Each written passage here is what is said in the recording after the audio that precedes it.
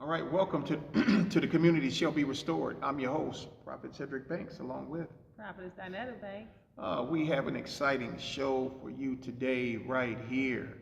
We have running for 36th District Court Judge will be in the general election November the 8th. We have right here today on the TV show Austin Garrett. Austin Garrett, welcome to the Community Shall Be Restored television show. Prophetess. Thank you for having me. You're welcome. Hey, thanks for being here. You're running for 36th District Court Judge, Austin, Attorney Austin, should I say. What is it that you will bring to the bench at 36th District Court? What is it that you bring to the bench at 36th District Court? Okay, I think that I bring to the bench a community perspective. Okay. If you have any awareness on what actually the cases that take place at 36th District Court, you have criminal misdemeanor cases, you have felony preliminary exams.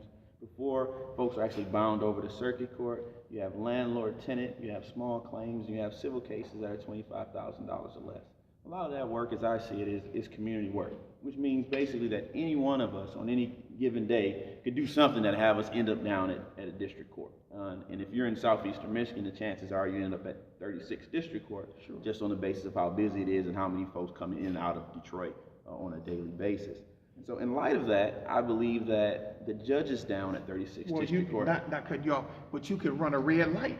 Right. And end up down at 36th District Court. So what brings most folks down there is tickets. So you can get some kind of moving violation, you're right down at 36th District Court. And so in light of that, I think that the judges at 36th District Court need a community perspective.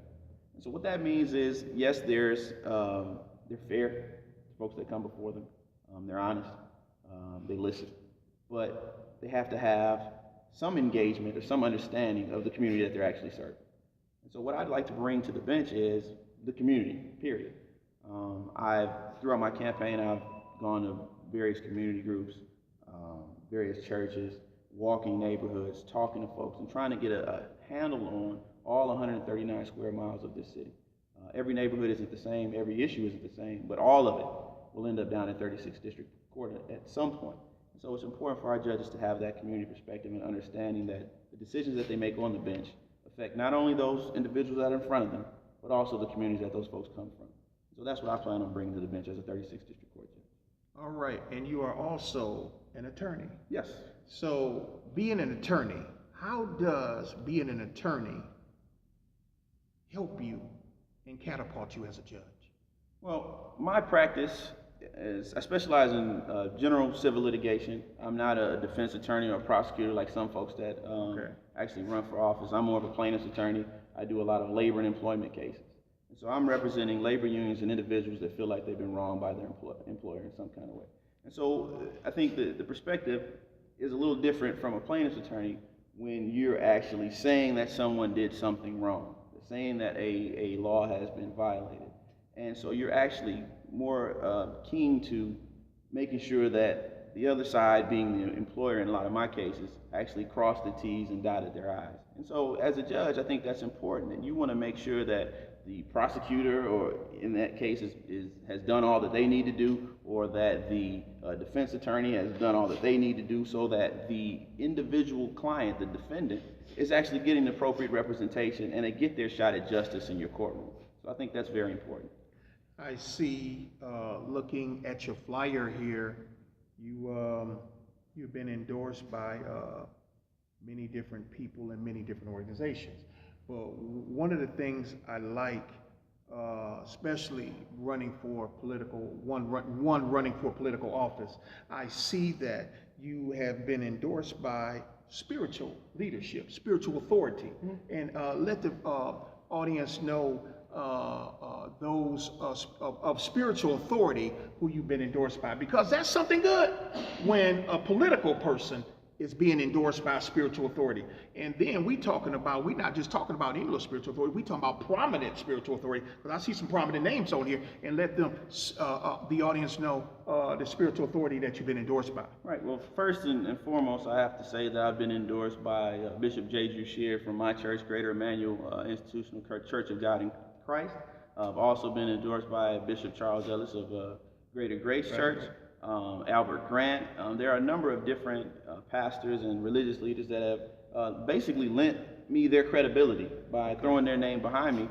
And it goes back to why I'm running. It's this the whole community aspect of it. There is no more integral part of the black community other than the black church. And so if you can actually have those black church leaders lend you their credibility, get behind you and stand with you in what you believe in, then I think you really have a shot of affecting change and being successful in your political aspirations. Definitely.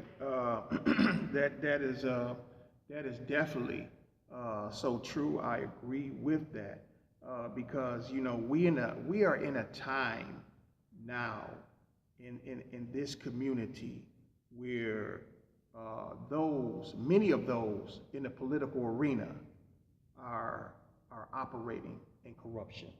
But we thank God that God is taking a lot of the corruption down in this community.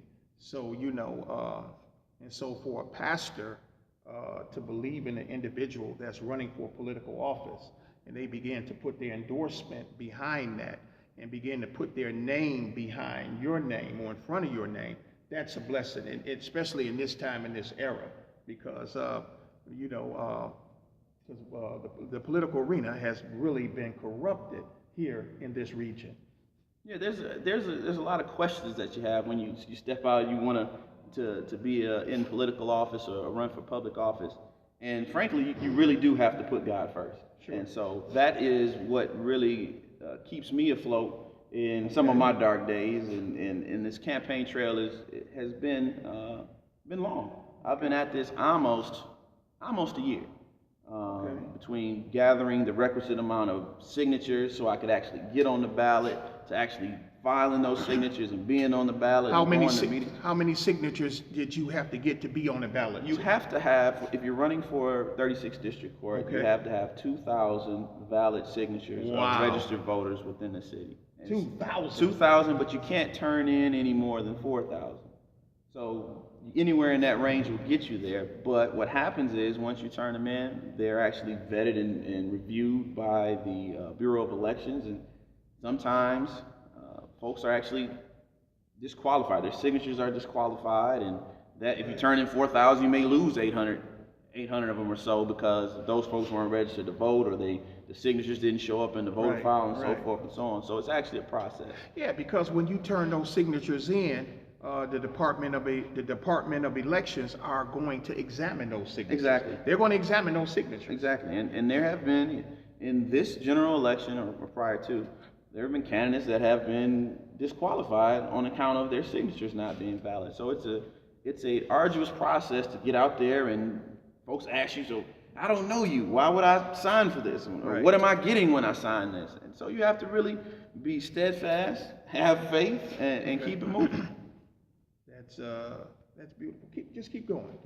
So, like I said, I started this year ago, and I've been going to different meetings and ever since, filing and talking to folks. And the interesting thing about my race is, there's 8 folks running for 8 spots, although there'll be 9 names on the ballot because there's a judge that resigned that the Secretary of State refused to take off. But even with that, it comes its own challenges. So I'm not running against another candidate. I'm kind of running against the ghost of a candidate, or the name of a candidate that's been a very popular candidate in the past. And the issue with that is, if you are a sitting judge and you run for re-election. Now let me mention this, attorney. Now there's 9 people running for those 8 people. There are 8 people running, but there are 9 names on the ballot. So originally, what happens is this: if the state sets up a deadline for judges that they're seeking re-election, they have to file affidavits saying that they're going to run for re-election. They set up a deadline in March or so. Well, I'm going to mention this to you. Now, that's a little bit that's confusion there. Oh, yeah. And we got to keep in mind whoever allowed this to happen, if this individual was retired, this is confusion. And confusion only comes from one place, the devil. Right the on. Bible says, right? Right on. Confusion only comes from one place, not two, but one. And the confusion comes from the devil. So if, whoever allowed this person to be in this race is bringing confusion in the game. Yeah, definitely.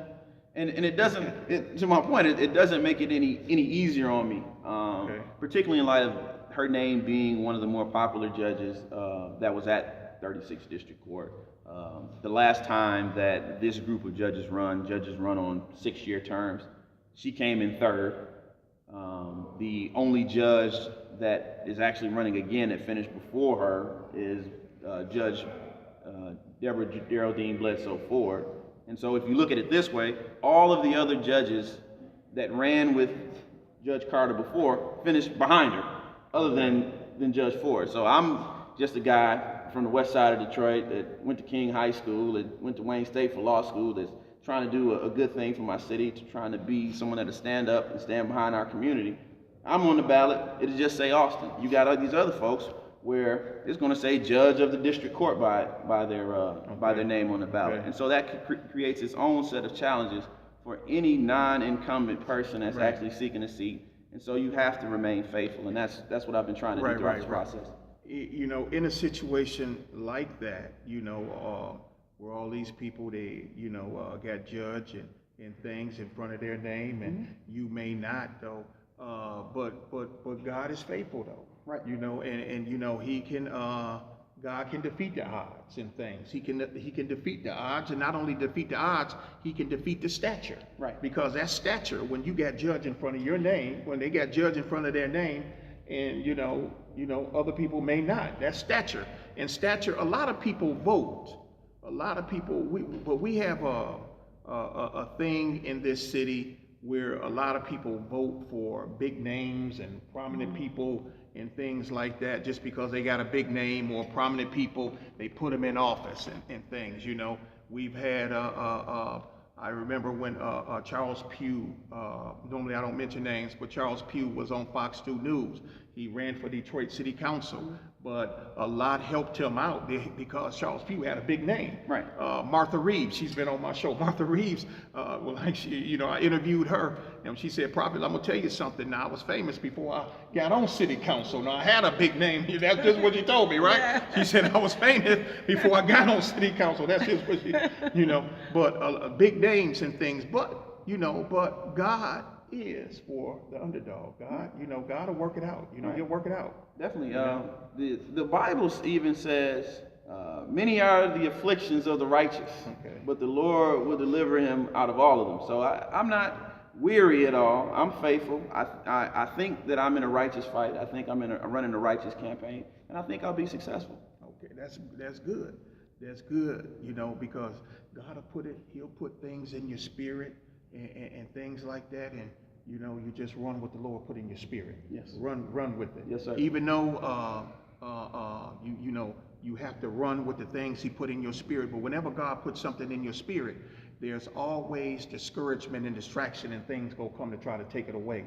But we got to hold on to what the Lord has placed in our hearts and what He's placed in our spirits. Right on. Amen. Yeah. Amen. Thank you. Okay.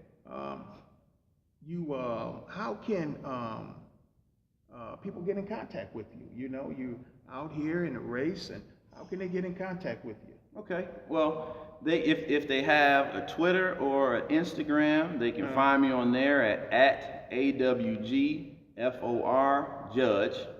That's my Twitter and Instagram handle.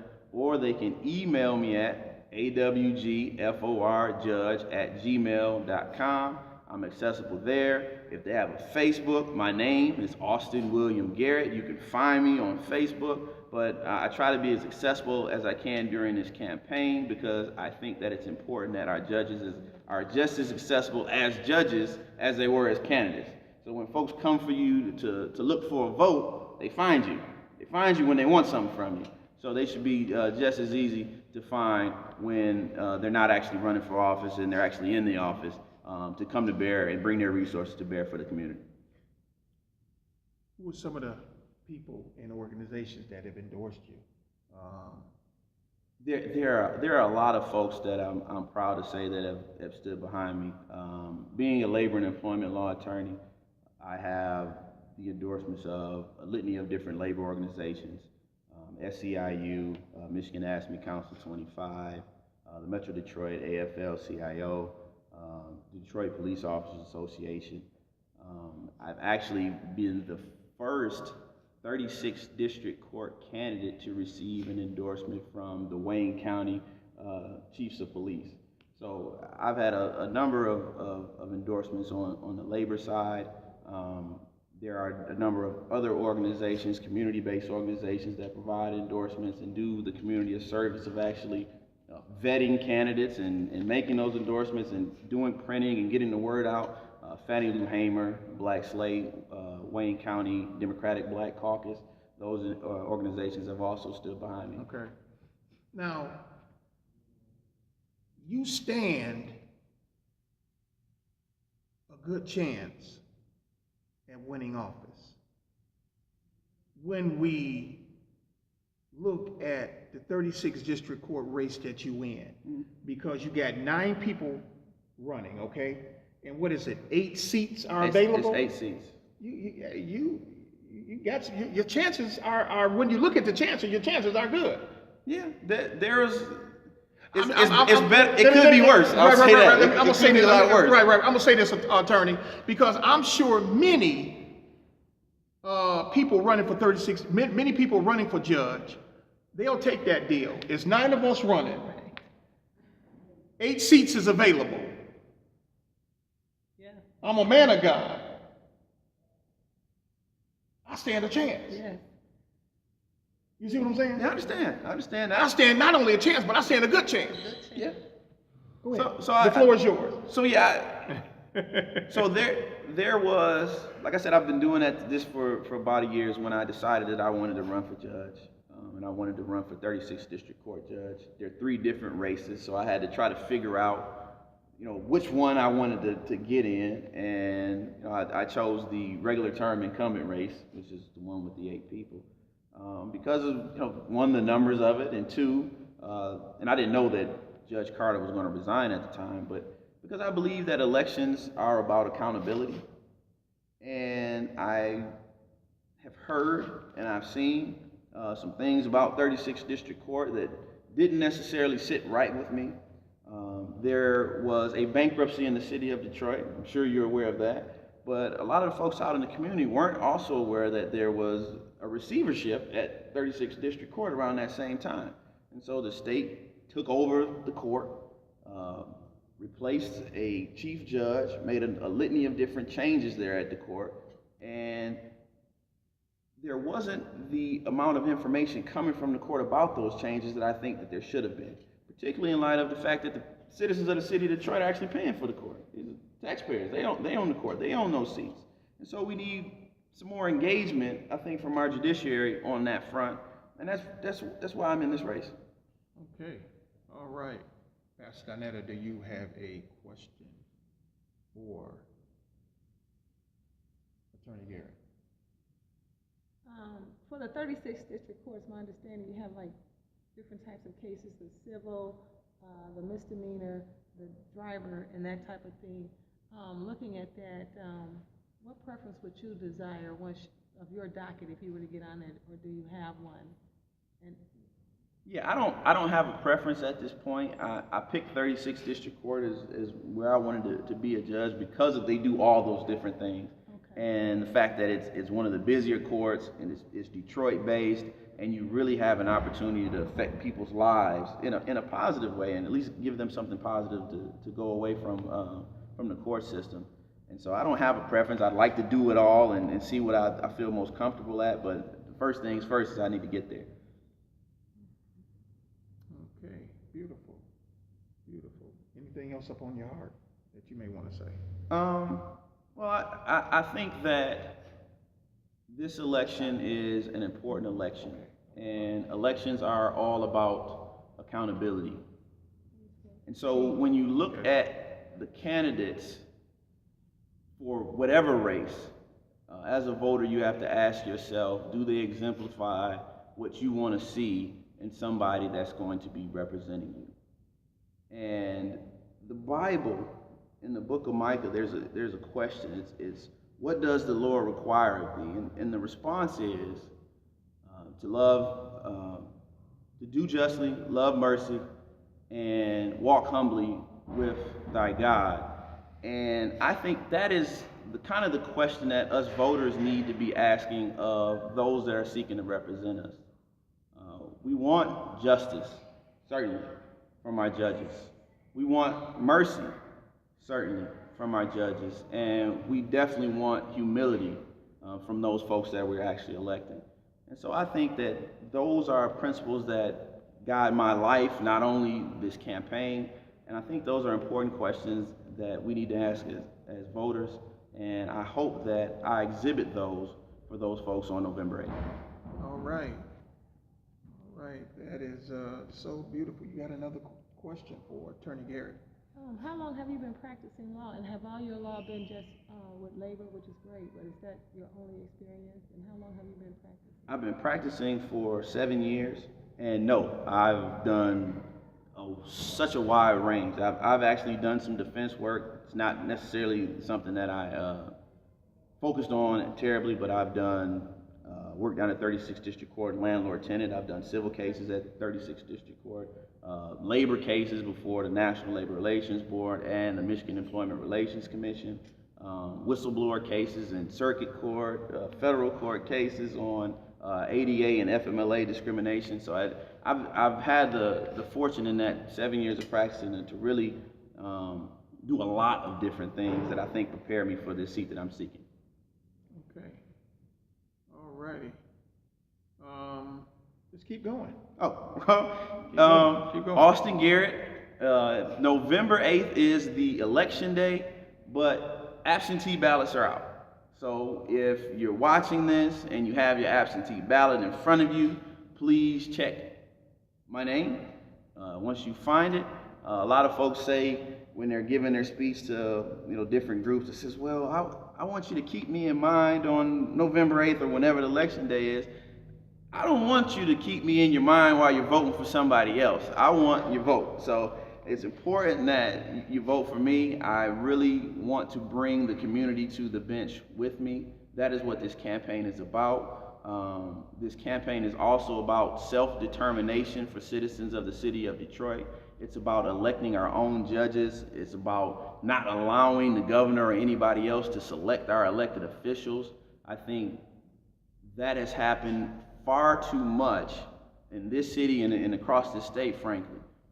And there is an issue as far as that ninth name, and if she beats out myself or the other seven candidates, then the governor gets to appoint. Right. I think the governor has appointed maybe 79 or so judges since he's been in office. Mm-hmm.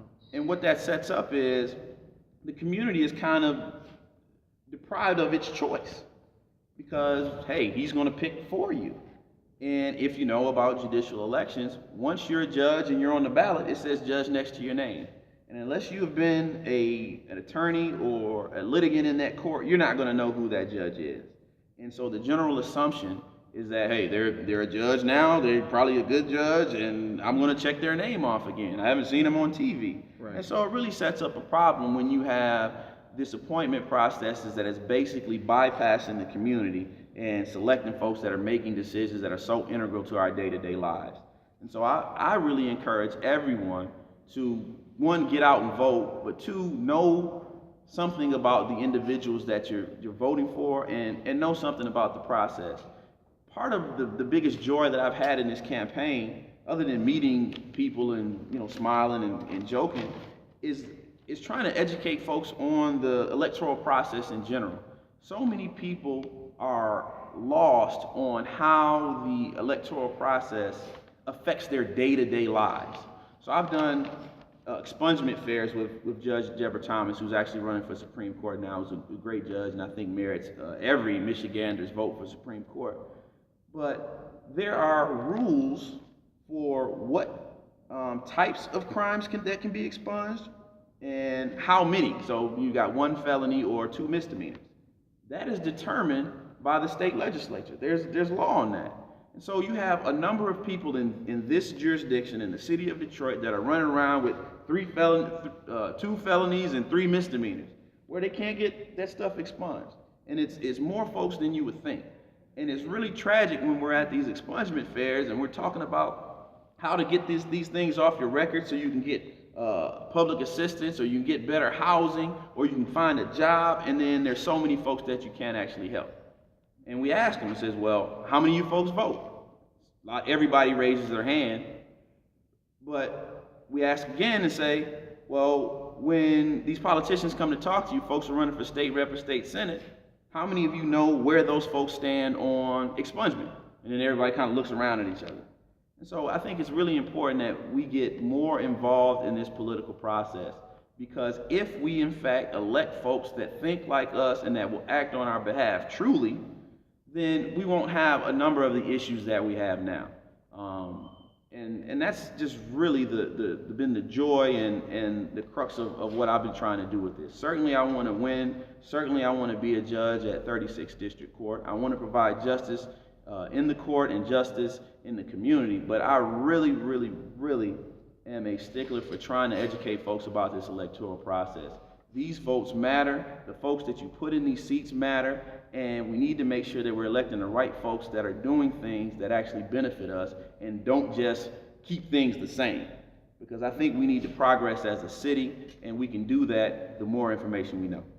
Okay, Attorney Garrett, are there any platforms that you're going to be on between now and November the 8th where the community can come out and see you, and where the community can come out and partake in these events between now and November the 8th?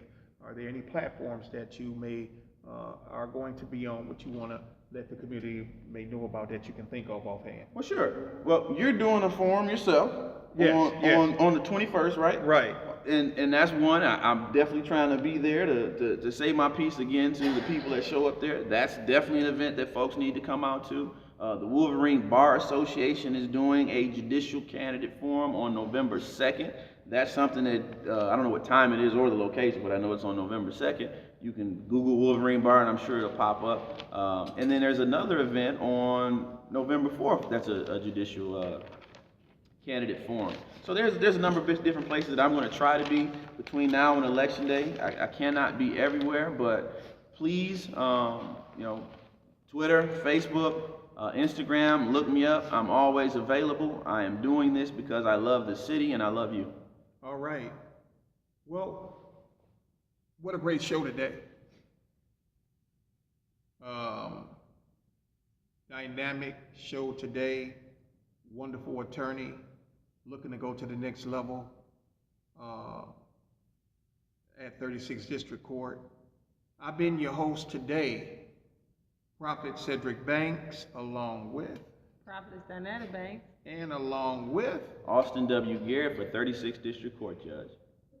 And what day? Voting day? November 8th, 2016. All right. Don't forget to vote. God bless you, and we'll see you next Saturday right here at 8 p.m. See you then.